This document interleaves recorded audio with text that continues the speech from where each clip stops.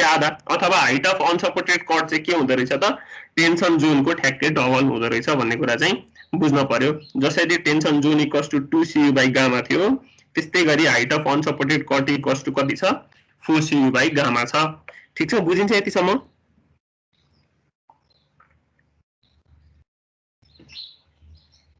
बुझिन्छ सर। है ल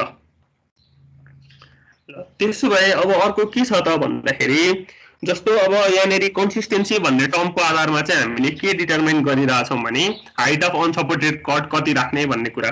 जस्तो कन्सिस्टेन्सी भनेको के थियो भन्दाखेरि फर्केर सोइल मेकानिक्समा हेर्ने हो भने हामीले चाहिँ डिग्री अफ फर्मनेस अफ सोइललाई चाहिँ हामीले केले भन्थ्यौँ कन्सिस्टेन्सी भनेर भन्थ्यौँ। भनेको कुनै पनि एउटा सोइल चाहिँ सफ्ट छ कि भेरी सफ्ट छ, हार्ड छ कि स्टिफ छ भन्ने कुरा जसरी हामीले चाहिँ इंडेक्स प्रोपर्टीज अफ सोइलमा त्यो अटरबर्ज लिमिटहरू पढ्ने बेलामा कन्सिस्टेन्सीको कुरा गरेका थियौँ।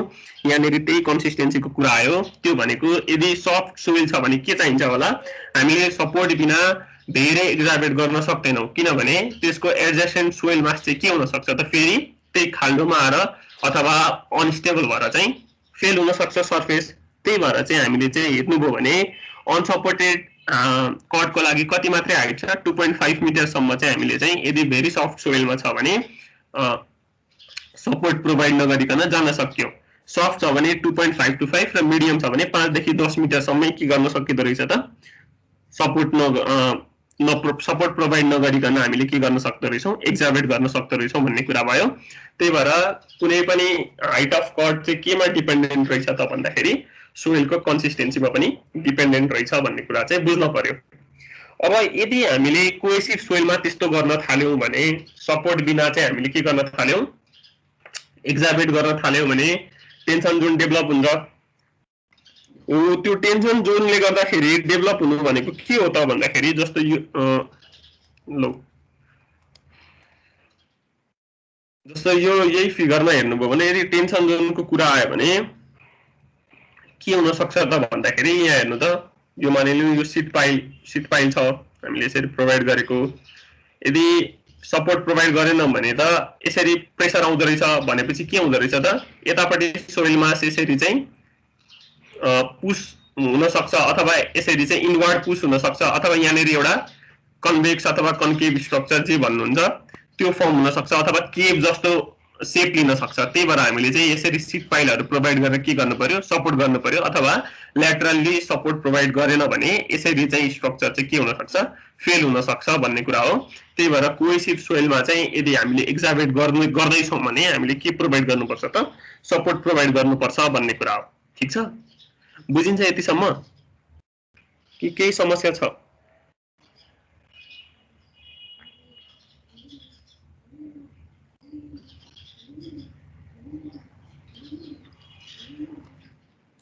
बुझिन्छ सर। ल अब यहाँनिर हेर्नुभयो भने यो चाहिँ अलिकति अब फिगर यो पेनले बनाएकै राखियो हैन। यो चाहिँ मलाई अलिकति ल्यापटपमा बसेर काम गर्न नहुने भएको छ अलि ढाडको समस्याले, त्यही भएर जे छ त्यही राख्यो।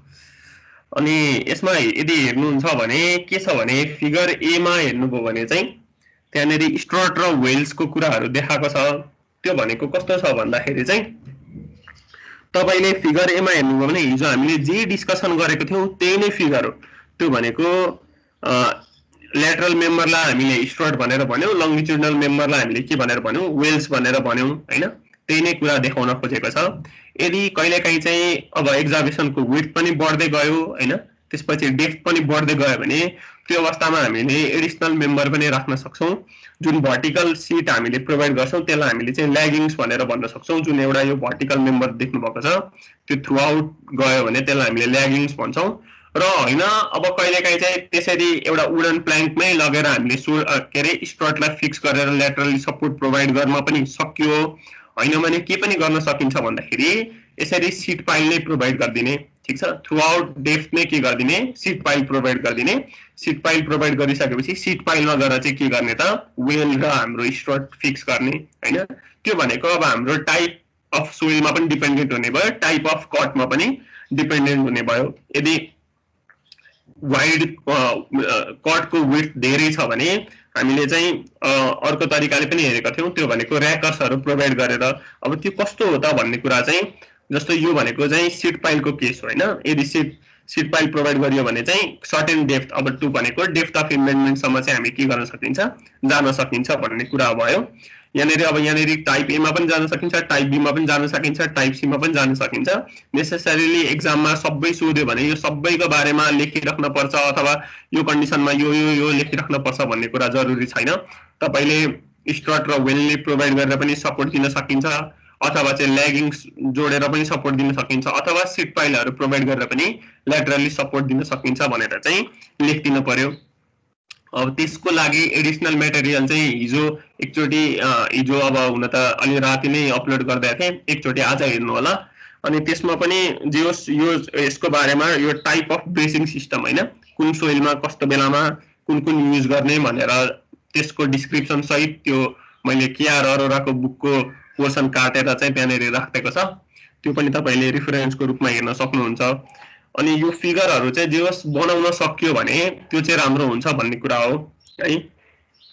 अब यहाँनेरि हेर्नुभयो भने यो स्ट्रटको डाइमेन्सनको कुरा गरेको छ। यदि यही कुरालाई चाहिँ फेरि मैले अलि पछाडी पनि राखेको छु, त्यही भएर यो अलिकति पोर्सन स्किप गरे जस्तो गरेको हो। स्ट्रट चाहिँ कस्तो लेखेको छ भन्दाखेरि होरिजोन्टली चाहिँ 2.5 मिटर प्लेस गर्नुपर्छ रे र भर्टिकल्ली चाहिँ 1.5 मिटर प्लेस गर्नुपर्छ रे। यो कुरा बुझिन्छ होरिजोन्टली भनेको कस्तो, भर्टिकल्ली भनेको कस्तो भनेर? के बुझिन्न?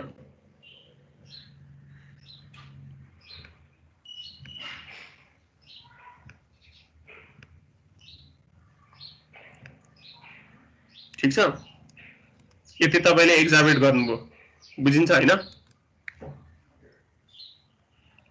जस्तै यहाँनेरि तपाईले स्ट्रट राख्नुभयो भने अर्को स्ट्रट 1.5 मिटर भर्टिकल्ली भनेको यो डिस्टेन्स हैन, 1.5 मिटर तल राख्नुहुन्छ, अर्को 1.5 मिटर तल राख्नुहुन्छ र अर्को कति मिटर 1.5 मिटर तल राख्नुहुन्छ। बुझिन्छ यो कुरा? हजुर सर। है ल, अब होरिजोन्टली भनेको त तपाईले त खाल्डो त फेरि के गर्नुहुन्छ, थ्रु आउट यसरी खन्नुहुन्छ नि त हैन, थ्रु आउट द लेन्थ यसरी गइन्छ हामी त, बुझिन्छ नि हैन? भनेपछि अर्को कता हुने भयो, अब यहाँ यो देखि 2.5 मिटर चाहिँ यसरी मुभ हुने भयो के। 2.5 मिटर यहाँनेरि त्यो सर र यसरी राख्न पर्यो, फेरि 2.5 मिटर यसरी मुभ हुनु पर्यो र 2.5 मिटर यसरी मुभ हुनु पर्यो। बुझिन्छ यो कुरा? बुझिन्छ सर है। अब यो कुरा अलिकति हिजोको फिगरबाट पनि बुझ्न सकिन्छ। जस्तो मानिलिउँ यो तपाईले यो एउटा स्ट्रट मान्नुभयो,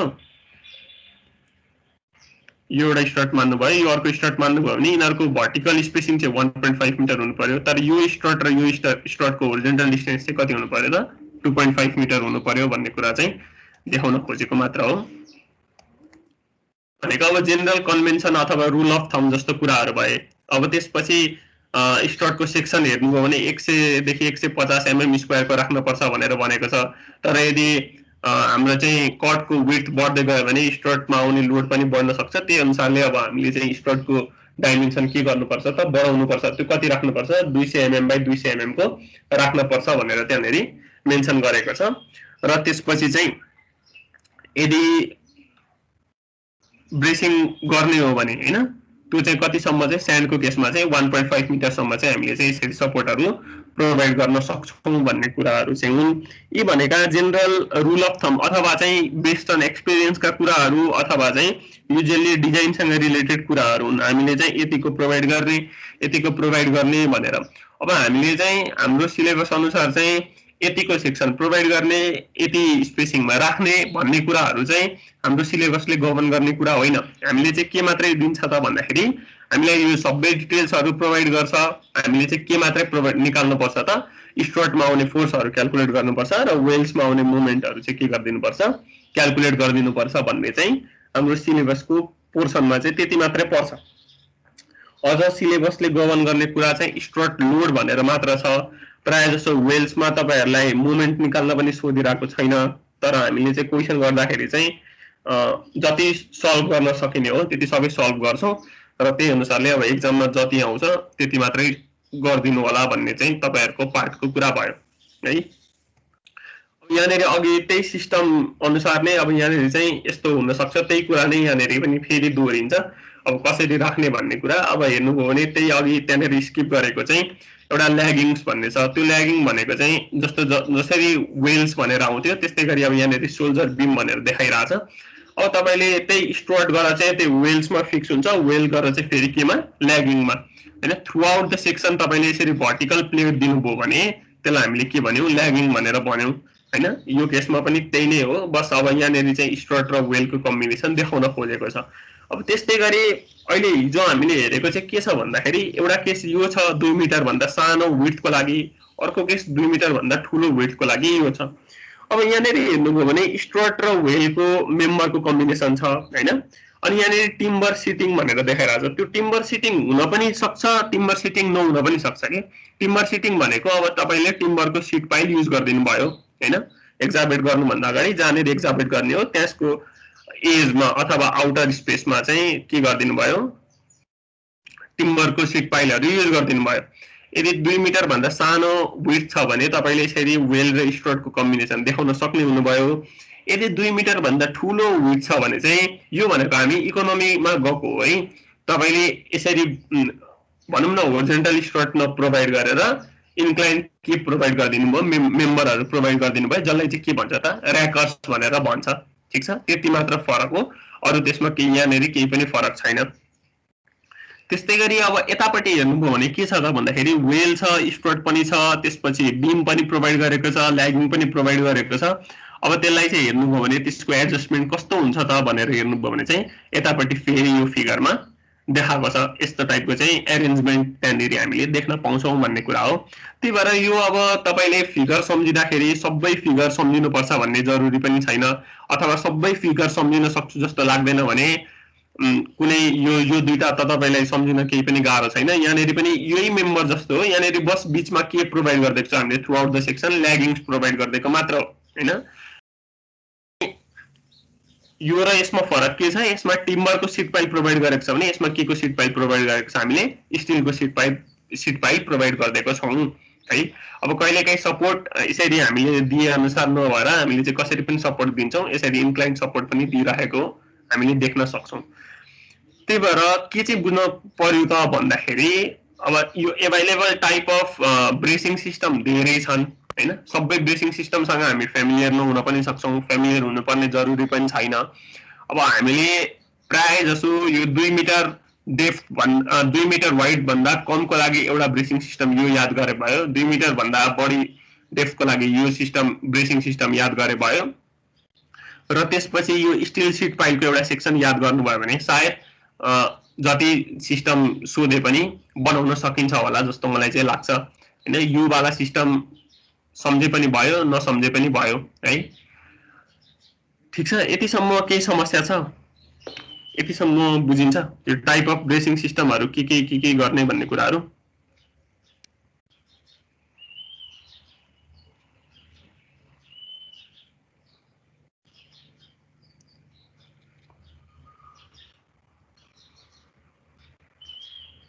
हामीले बेसिक एरेन्जमेन्ट हामीले बुझ्न पर्ने भन्ने चाहिँ के हो भन्दाखेरि चाहिँ स्टुअर्ट र वेलको कम्बिनेसन चाहिँ बुझ्न पर्यो होइन। स्टुअर्ट र वेल चाहिँ हामीलाई चाहिन्छ। त्यो भन्दा बाहेक अब सिट पाइल प्रोभाइड गरेको हुन पनि सक्छ, सिट पाइल प्रोभाइड नगरेको पनि हुन सक्छ, टिम्बर सिट पाइल प्रोभाइड गरेको पनि हुन सक्छ, स्टिल सिट पाइल युज गरेको पनि हुन सक्छ हैन।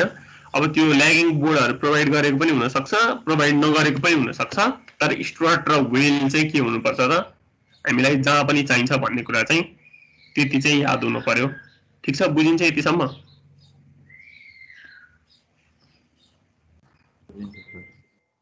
है ल, अब त्यसो भए यो एउटा चाहिँ के छ भन्दाखेरि यहाँनेरि अलिकति के छ भने अब च्याप्टर 3 मा यो र्याङ्काइन र कलम थ्योरी भन्ने च्याप्टर 3 मा पढिन्छ। अब हामी अहिले च्याप्टर 5 मा छौं अनि यहीसँग फेरि एसोसिएटेड अर्को कुरा च्याप्टर 6 मा पढिन्छ, जुन अब च्याप्टर 5 पछि च्याप्टर 6 मा जान्छौं हैन।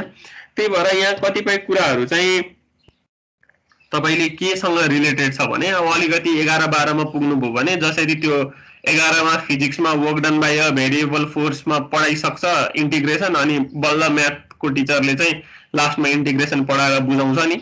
अब यहाँनेरि कतिपय टर्म्सहरु चाहिँ त्यस्तै हुन्छ। अहिले तत्काललाई चाहिँ के बुझ्नु पर्यो भने ए त्यस्तो हुँदो रहेछ भनेर बुझ्न पर्ने हुन्छ। अनि त्यही च्याप्टरमा पुगिसकेपछि चाहिँ अनि फेरि त्यही कुरा चाहिँ हामी फेरि कोरिलेट गरेर हेरौँला हैन।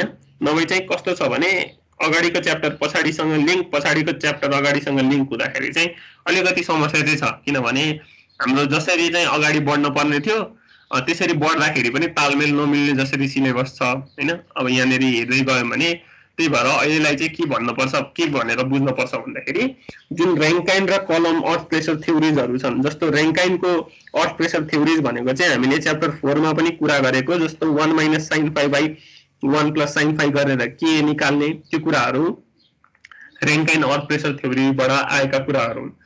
र हामीले चाहिँ जसरी ब्याकफिल होरिजोन्टलको केसहरु हेर्यौं त्यसमा चाहिँ त्यो रैंकाइन अर्थ प्रेसर थ्योरीजहरु युज गर्न सकियो। अब जसरी इन्क्लाइन ब्याकफिल भनेर जस्तो बेलामा कुराहरु आउन थाल्यो भने हामीले कलमको अर्थ प्रेसर थ्योरीजहरु हेर्छौं, जुन चाहिँ रिजिड रिटेनिङ वालको लागि काम लाग्छ भन्ने कुरा हो है। अब तर यो हाम्रो ब्रेसिङ सिस्टम त त्यसमा बेस्ड छैन, त्यही भएर हामीले ब्रेसिङ सिस्टममा चाहिँ त्यस्ता अर्थ प्रेसर थ्योरीजहरु चाहिँ के गर्न पाएनौं त, युज गर्न पाएनौं भन्ने कुरा हो। अब तपाईले यो फिगर हेर्नुभयो भने के छ त भन्दाखेरि तपाईले कुनै एउटा निश्चित डेप्थ एक्जामिट गरिसकेपछि के प्रोवाइड गर्नुहुन्छ त भन्दाखेरि यो फर्स्ट सेट अफ स्ट्रटहरु प्रोवाइड गर्नुहुन्छ। यो प्रोवाइड गर्नुभयो, ठीक छ। यो प्रोवाइड गरिसकेपछि त्यो बेला त डिफ्लेक्सन भइसकेको हुँदैन, त्यही भएर हामीले त्यो लेभलमा चाहिँ डिफ्लेक्सन रोक्न सक्छौं भन्ने कुरा देखाउन खोजेको। तर के हुन्छ त भन्दाखेरि तपाईले डेप्थ अफ एक्जामिनेसन बढाउँदै जानुभयो हैन। डेप्थ अफ एक्जामिनेसन बढाउँदै जाँदाखेरि त के हुन्छ, अब यो डिफ्लेक्ट हुन थाल्छ हैन। यो भनेको तपाईले हेर्नुभयो भने डिफ्लेक्ट भएको देखाएको यो पोजिसनमा हुँदाखेरि अब यसरी डिफ्लेक्ट हुन थाल्छ। यो डिफ्लेक्ट हुन थालिसकेपछि के हुन्छ भन्दाखेरि डिफ्लेक्ट भइसकेपछि बल्ल तपाईले के राख्न भ्याउनुहुन्छ त, सेकेन्ड सेट अफ स्ट्रट राख्न भ्याउनुहुन्छ है।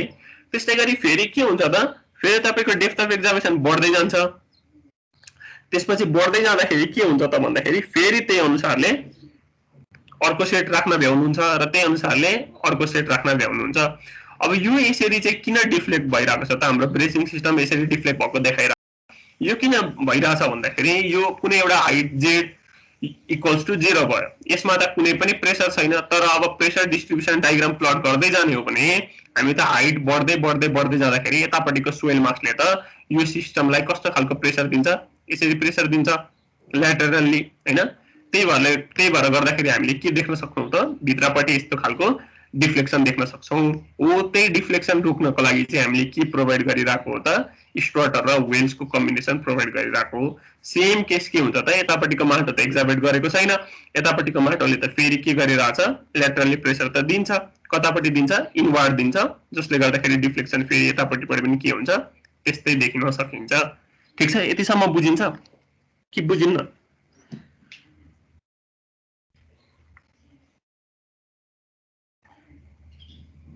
यो डिफ्लेक्सनको कुरा बुझिन्छ यहाँसम्म?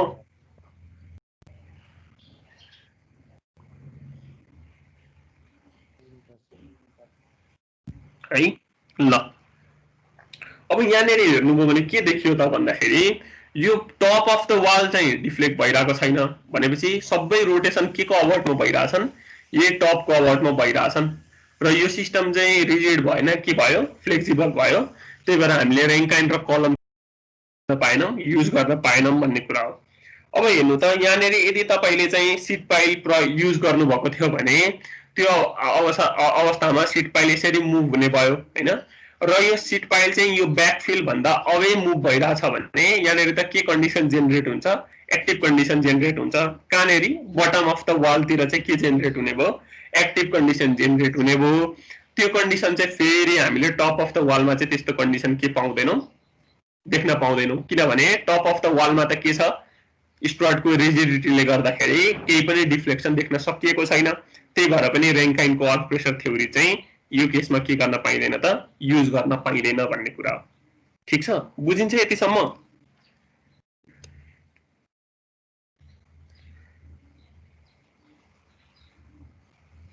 यसमा के कुरा बुझ्नु पर्यो भने नि, रैंकाइन र कलमका थ्योरीहरु रिजिड रिटेनिङ वालको केसमा युज हुन्छ, तर हाम्रो ब्रेसिङ सिस्टम चाहिँ टपमा चाहिँ first set of strut provide गर्दाखेरि रिजिड देखिए पनि सेकेन्ड सेट अफ स्ट्रट हामीले कतिखेर मात्रै प्रोभाइड गर्न भ्याउँछौँ भने जब यो डिफ्लेक्सन देखिसकेको हुन्छ।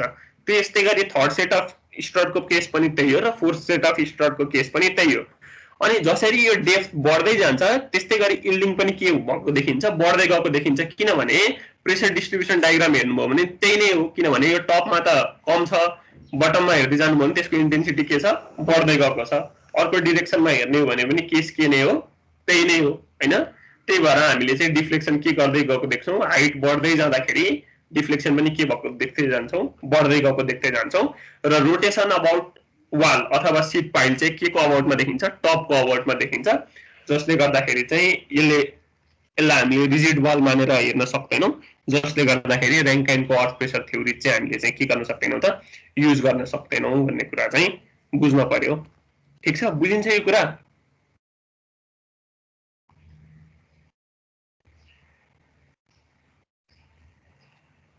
हजुर सर, बुझिन्छ। ल है त, अब यो hive at the bottom of the cut in soft clays भन्ने छ। यो कुरा हिभ भन्ने बुझ्नुहुन्छ?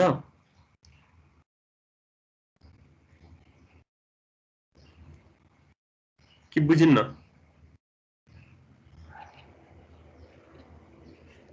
हिप फर्मेसन भनेको कस्तो हो भने, हिप भनेको सामान्य रूपमा हेर्ने हो भने थुप्रो हो है। कुनै एउटा मासको थुप्रो अथवा हामीले हिभिङ अफ सोइल भनेर हेर्यौँ भने यसरी कुनै ग्राउन्ड सर्फेस भन्दा माथिपट्टि चाहिँ हिप भएको, हिप फर्म भएको जस्तो कुरा चाहिँ हामीले चाहिँ त्यसलाई चाहिँ हिप भनेर भन्छौँ। त्यो भनेको हिपको डेफिनेसन भनेको चाहिँ के मात्रै हुन्छ भन्दाखेरि चाहिँ कुनै एउटा मासको थुप्रो भनौँ न, त्यसलाई नै हामीले के भन्छौँ, हिप भन्छौँ। अथवा अर्को कुरा भन्दाखेरि चाहिँ त्यो लिफ्ट अप हुने फिनोमेना हैन, अथवा चाहिँ तलबाट मास्तिरपट्टि मुभ हुने फिनोमेनालाई चाहिँ हामीले के भन्छौँ, हिभिङ भन्छौँ।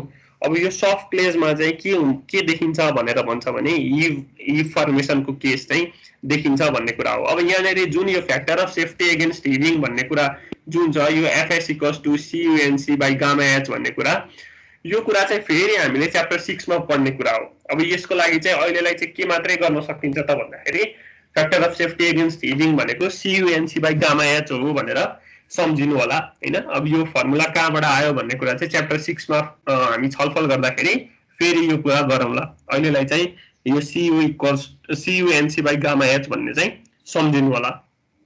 यहाँनिर हुने फेनोमेना चाहिँ के हो त भन्ने कुरा चाहिँ हामी त्यसमा छलफल गरौँ है त। यसमा के हुन्छ त भन्दाखेरि तपाईले सोइल मास त एक्जामिनेट गर्नुभयो हैन, सोइल मास एक्जामिनेट गर्नुभयो। यो भनेको चाहिँ सोइलको एउटा यस्तो प्रोपर्टीले गर्दाखेरि हो जसले गर्दाखेरि चाहिँ मानिलिउँ सोइलले धान्न सक्ने लोडको क्षमता बढ्यो भनेको केस हो है। यो भनेको एक हिसाबले बियरिङ क्यापेसिटी फेलियरको केस पनि हो। जस्तो कस्तो हो भने तपाईले यति पार्ट त एक्जामिनेट गर्नुभयो हैन, तर यतापट्टि त सोइल मास छ नि त, यतापट्टि त सोइल मास छ, यतापट्टि पनि के छ, सोइल मास छ हैन। यो सोइल मासले भर्टिकल्ली प्रेसर डाउनवर्ड दिने भयो हैन, भर्टिकल स्ट्रेस तल दिने भयो भने यहाँपट्टिको सोइल मास अब के हुन्छ त, मुभ हुनु पर्यो, डिस्प्लेस हुनु पर्यो। किनभने यो भन्दा माथिको सोइल मास मुभ भइरहेछ। त्यो भइसकेपछि यो कुन डाइरेक्सनमा मुभ हुन्छ, आउटवर्ड डाइरेक्सनमा यसरी मुभ भयो मानिलिउँ, आउटवर्ड डाइरेक्सनमा यसरी मुभ भयो। त्यस्तै गरी यतापट्टि पनि के भयो त, भर्टिकल स्ट्रेस आयो। यो भर्टिकल स्ट्रेसले गर्दाखेरि यहाँ भएको सोइल मास पनि के हुन्छ त, अब यसरी आउटवर्ड डाइरेक्सनमा मुभ हुन्छ हैन। अब आउटवर्ड डाइरेक्सनमा मुभ भइसकेपछि के हुन्छ त, फेरि यहाँ पनि एउटा सोइल मास छ।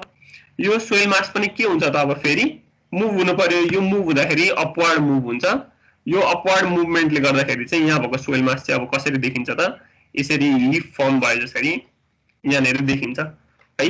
यो भनेको चाहिँ कस्तो हो भने जब चाहिँ त्यो सोइलमा भनौँ न, जुन सोइल चाहिँ लोड लिनको लागि बसेको थियो, यो लेभलको सोइल, जब यो सोइलले चाहिँ यो भन्दा माथिपट्टिको सोइल मासको चाहिँ लोड लिन सक्दैन है, अथवा चाहिँ त्यहाँनिर हामीले स्ट्रक्चर कन्स्ट्रक्ट गर्यौँ भने यदि त्यो लोड चाहिँ त्यो सोइल मासले धान्न सकेन भने त्यो त के हुने भयो, उसले त स्ट्रेस चाहिँ के गर्छ, अब उसले रिलिफ गर्छ। अथवा जस्तो तपाईको अहिले मानिलिउँ न, जसरी भुइँचालो आउँछ, भुइँचालो एउटा स्ट्रेस रिलिफको प्रक्रिया नै हो हैन। किन भन्दाखेरि लामो समयसम्म एउटा प्लेट अर्को प्लेटको माथि मुभ हुँदैछ अथवा स्लाइड हुँदैछ भने उसले त निश्चित समयपछि त्यहाँनेरि इन्ड्युस भएको स्ट्रेस त रिलिफ गर्न खोज्छ।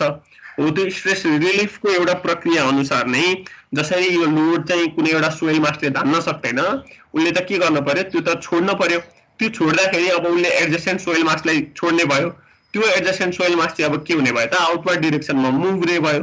त्यो आउटवर्ड डिरेक्सनले गर्दाखेरि यहाँ भएको सोइल मास चाहिँ के हुने भयो त, अब अपवर्ड डिरेक्सनमा मुभ हुँदाखेरि यहाँनेरि हिप फर्मेसन हुने भयो। यही प्रक्रियालाई चाहिँ के भन्छ त, हिभिङ भनेर हामीले भन्छौँ। ठिक छ, बुझिन्छ यतिसम्म?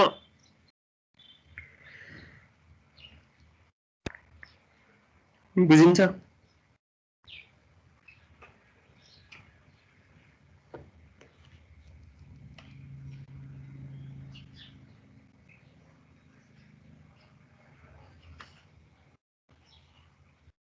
सर एकचोटि सर र भन्दिनु न। यो भनेको चाहिँ के हो त भन्दाखेरि जस्तो तपाईको यता यहाँको मास त काटेर फाल्नु भयो नि त, यहाँको सोइल मास त काटेर फालियो हैन, तर यो भन्दा एडजस्टेन्ट सोइल मास त हामीसँग त स्टेशनरी नै छ।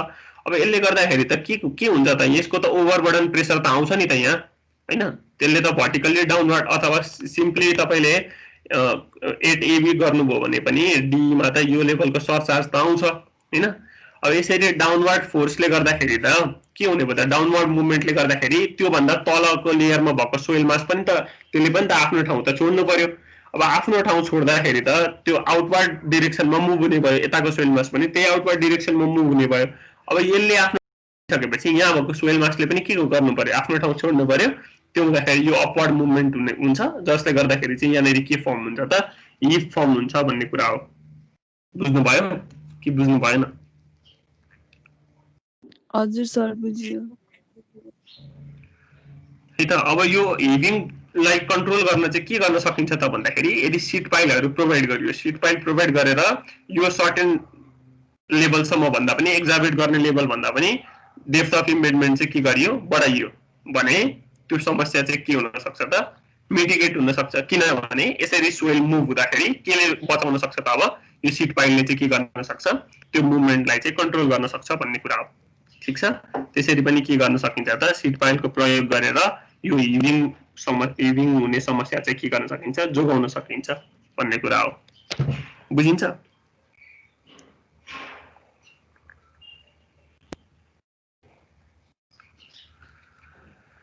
बुझ्नु भयो है? अब यो कसरी हिभिङ हुन सक्ने चान्सेस हुन्छ भने एउटा भनेको अपवर्ड सिपेज अफ वाटर हैन, वाटरको मुभमेन्ट तलबाट डाउनवर्डबाट अपवर्ड। यो भनेको अब सोइल मेकानिक्समा पाइपिङ फेलियर भनेर पढ्नुभयो भने त्यसमा पनि छ। त्यो भनेको निश्चित लेभलबाट यसरी अन्डरग्राउन्ड नै के हुन्छ, एउटा च्यानल फर्म हुन्छ अथवा पाइपिङ हुन्छ, जसले गर्दाखेरि यहाँनेरि के हुन्छ, हामीले एक्जिट ग्रेडियन्टले वाटर एक्जिट गर्छ। अनि त्यो अवस्थामा के हुन सक्छ त, फेरि यसरी हिप फर्म हुन सक्छ भन्ने चान्स हो। र त्यसपछि अर्को भनेको कहिलेकाहीँ तलपट्टिको सोइल मास चाहिँ मानिलिउँ यस्तै सिपेज भएर अथवा वाटर मोइस्चरसँग कन्ट्याक्टमा आएर यदि एक्सपान्सिभ नेचरको सोइल छ भने सोइल मास के हुन सक्छन्, एक्सपान्ड हुन सक्छन्, जसले गर्दाखेरि हिप फर्मेसन हुन सक्छ। अथवा सोइलको पोर्समा पानी छ र त्यो पानी यदि कोल्ड क्लाइमेटमा हुने हो भने फ्रोज हुन सक्छ, जसले गर्दाखेरि त्यो फ्रोस्ट एक्सनमा जान्छ, भोल्युम इन्क्रिज हुन्छ, जसले गर्दाखेरि हिप फर्म हुन सक्छ। अर्को भनेको स्ट्रेस रिलिफको केस हो, जुन भनेको अघि हामीले हेरेको जस्तो हो। त्यो भनेको माथिबाट आएको लोडलाई अब सोइलले ठेगिराख्न सक्दैन, जसले गर्दाखेरि उसले के गर्छ त, त्यो भन्दा तलको सोइललाई चाहिँ मास ट्रान्सफर गर्न खोज्छ, तर त्यो तलपट्टिको सोइल मासको पार्टिकलहरू के हुनुपर्छ, अब आउटवर्डली मुभ हुनुपर्छ, जसले गर्दाखेरि ठ्याक्क एक्जाबेट भएको भन्दा तलको पोर्सनको मास अब के हुन्छ त, मासतिरपट्टि मुभ हुन खोज्छ, जसले गर्दाखेरि पनि के हुन्छ त, हिप फर्मेसन हुन्छ भन्ने कुरा हो। ठिक छ, यतिसम्म बुझिन्छ?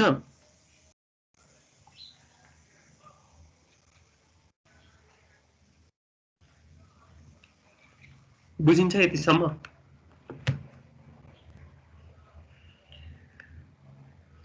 बुझिन्छ सर। बुझेन है? ल अब त्यसपछि स्ट्रट लोड छ। अब हेर्नु, यो ब्रेसिङ सिस्टममा के छ भने स्ट्रट गरेर वेल्समा जोडिन्छ, वेल गरेर ल्यागिङमा जोडिन्छ, ल्यागिङ गरेर सिट पाइलमा जोडिन्छ हैन। यस्तो सबै मेम्बरहरू चाहिँ एक आपसमा इन्टरकनेक्टेड छन्। त्यही भएर एउटा मेम्बरको फेलियरले गर्दाखेरि पुरै सिस्टमको फेलियर हुन सक्ने चान्सेस छ। त्यही भएर अब एकदमै क्रुशल कम्पोनेन्टको रूपमा चाहिँ हामीले केलाई हेर्छौँ भन्दाखेरि स्ट्रटलाई हेर्छौँ र त्यही भएर पनि स्ट्रट लोड कति हुन्छ त भन्ने कुरा चाहिँ जान्नको लागि जरुरी छ। अब यो स्ट्रट लोड क्याल्कुलेट गर्नको लागि र वेल्समा मोमेन्ट क्याल्कुलेट गर्नको लागि हामीले हेर्ने भनेको चाहिँ के हो त भन्दाखेरि एपेरेन्ट प्रेसर डायग्राम हो। यो एपेरेन्ट प्रेसर डायग्राम चाहिँ पेकले चाहिँ एक्चुअल प्रेसर डायग्रामको आधारमा अथवा फिल्डमा भएको एक्सपिरियन्सको आधारमा फिल्डमा जसरी देखिएको छ actual pressure diagram pressure distribution त्यही आधारमा चाहिँ के बनाएको छ त भन्दाखेरि एपेरेन्ट प्रेसर डिस्ट्रिब्युसन डायग्राम बनाएको छ। हो त्यो एपेरेन्ट प्रेसर डिस्ट्रिब्युसन डायग्रामको आधारमा चाहिँ हामीले के क्याल्कुलेट गर्छौँ त भन्दाखेरि स्ट्रट लोड क्याल्कुलेट गर्छौँ।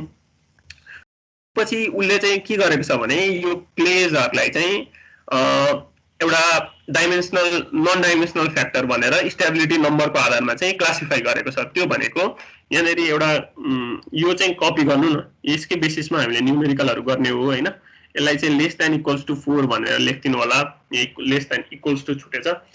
यदि त्यो हो भने यदि हामीले हेर्नुभयो भने यदि स्टेबिलिटी नम्बर चाहिँ गामा एच बाई सी चाहिँ लेस देन इक्वल्स टु 4 छ भने उसले त्यसलाई स्टिफ फिसर्ड क्ले भनेर क्लासिफाई गरेको छ। ग्रेटर देन 4 छ भने सफ्ट टु मिडियम क्ले भनेर क्लासिफाई गरेको छ हैन। यो कुराहरू चाहिँ अनि अब स्यान्डको लागि चाहिँ उसले अब स्यान्ड भनेरै तोकेर आउँछ। अनि त्यही भएर अब हामीले न्युमेरिकल गर्दाखेरि चाहिँ यदि स्यान्ड भनेको छ भने फिगर बी मा देखाए जस्तो डायग्राम बनाउन सक्नु पर्यो। यदि क्ले भनेर भनेको छ भने पहिला चेक गर्नु पर्यो स्टिफ फिसर्ड क्ले हो कि सफ्ट टु मिडियम क्ले हो भनेर। यदि लेस देन इक्वल्स टु 4 को भ्यालु आयो भने हामीले स्टिफ फिसर क्ले को प्रेसर डिस्ट्रिब्युसन डायग्राम बनाउनु पर्यो। सफ्ट टु मिडियम क्ले भनेर आयो भने ग्रेटर देन 4 आयो भने हामीले सफ्ट टु मिडियम क्ले भनेर त्यही अनुसारको के गर्नु पर्यो डायग्राम बनाएर क्याल्कुलेट गर्नु पर्यो है। स्ट्रट लोड क्याल्कुलेट गर्नको लागि चाहिँ हामीलाई यी सबै प्रेसर डिस्ट्रिब्युसन डायग्रामहरू चाहिँ चाहिन्छन् भन्ने कुरा हो। ठीक छ। अब हेर्नुभयो भने त्यहाँनेरि स्यान्डको लागि के लेखेको छ 0.65 gamma H tan square 45 degree minus 5/2। अब यो tan स्क्वायर 45 डिग्री माइनस 5/2 भनेको केही पनि होइन। tan स्क्वायर 45 माइनस 5/2 भनेको 1 माइनस sin 5/1 प्लस sin 5 हो। बुझिन्छ नि हैन यो किन हो भनेर।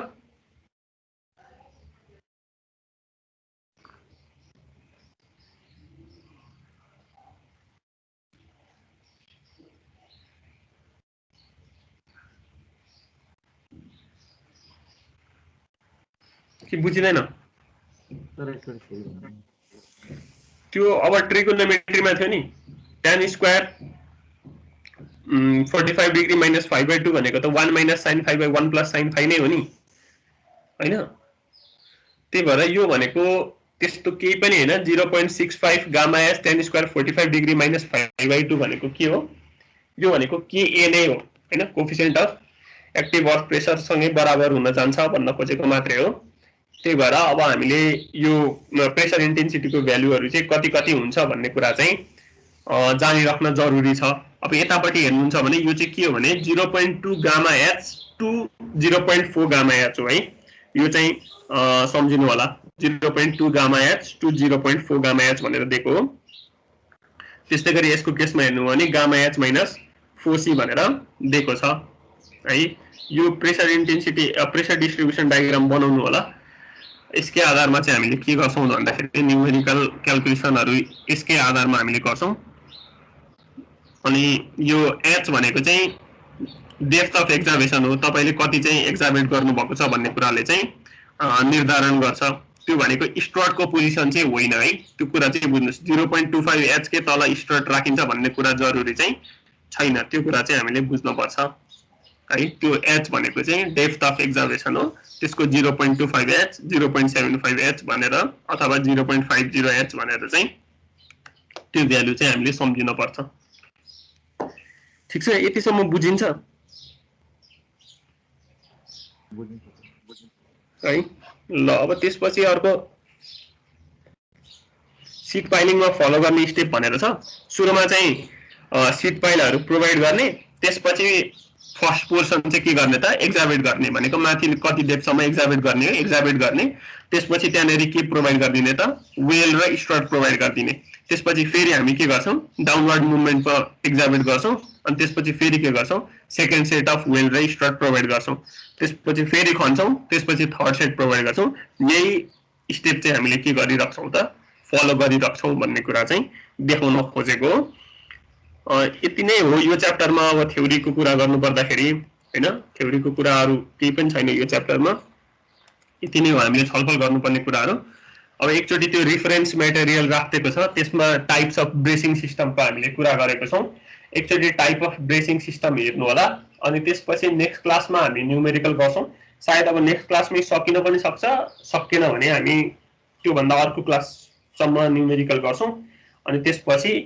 को अर्को क्लासमा चाहिँ हामी च्याप्टर 6 सुरु गर्छौं होला सम्भवतः मेरो पोर्सनमा पढेको सबैभन्दा लामो च्याप्टर भनेकै त्यही च्याप्टर 6 हुन्छ होला त्यो च्याप्टर सकेपछि चाहिँ फेरि हामी गति लिइहाल्छौं त्यसमा केही समस्या छैन ठीक छ यतिसम्म केही समस्या छ कसैलाई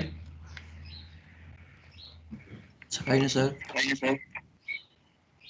छैन सर ए ल अब नोट सोट पनि बनाउँदै गर्नु होला अब ट्युटोरियल पनि हाल्दिन्छु होला पहिलाकै च्याप्टरको पनि एउटा ट्युटोरियल बाँकी छ त्यो पनि यस्तो गर्नु होला अनि यसको पनि अब राख्दिन्छु हेर्दै गर्नु होला अब अर्कै क्लासदेखि चाहिँ न्यूमेरिकल सुरु गरौँला है यतिसम्म केही छैन भने आजलाई यति नै गरौँ